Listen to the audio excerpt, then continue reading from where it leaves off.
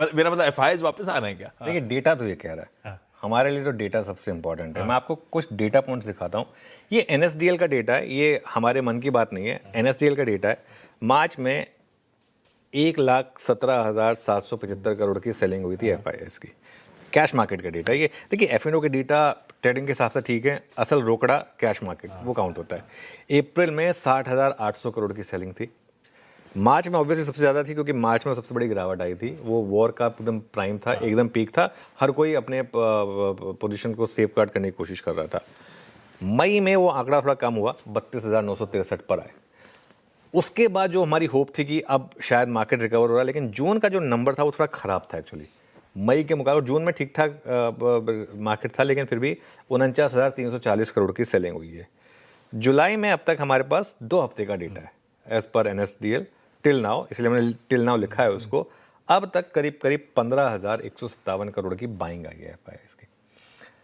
कहाँ हम 49,000, 32,000, 60,000, 1,17,000 करोड़ माइनस थे। 15,000 करोड़ प्लस बहुत बड़ा नंबर नहीं है वैसे, 1,000 करोड़ पर डे की एवरेज हुई, लेकिन बाय नंबर है, ठीक है। जुलाई में एफआईआईज के लौटने के पहले संकेत मिले हैं और ये हमारे लिए इम्पॉर्टेंट है। और सेलिंग कम होने का तो क्लियर सिग्नल्स हैं। वो दिन गए ना जिसमें हम उठते थे, अरे यार आज फिर 8,000 करोड़ बेच दिया, आज फिर 10,000 करोड़ बेच दिया, वो डेटा देखना ही बंद कर दिया था।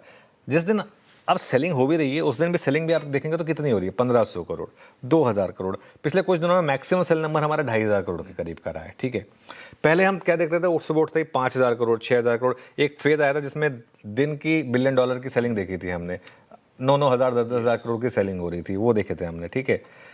इसका टर्निंग पॉइंट क्या रहा? मेरा मानना यह है कि इसका टर्निंग पॉइंट रहा जब सरकार ने वो बॉन्ड पे टैक्स हटाया। उसके बाद से आप देखें सेंटीमेंट बदल गया।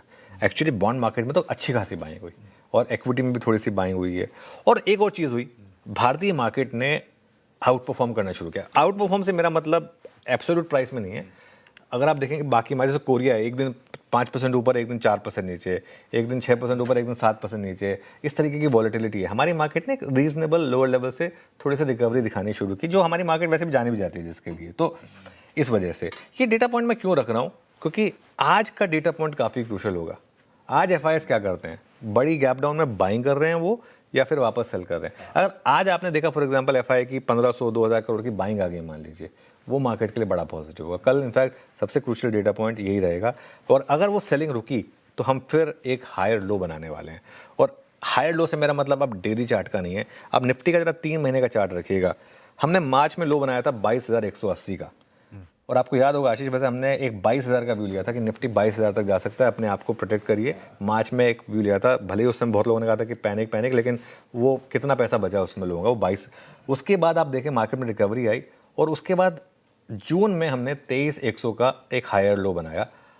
अब तक जुलाई में 23,800 का हमारा लो है, 23,805 के करीब का। तो अगर सब कुछ ठीक रहा तो 23,805 का हायर बॉटम बनना चाहिए।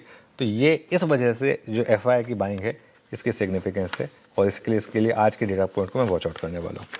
आज का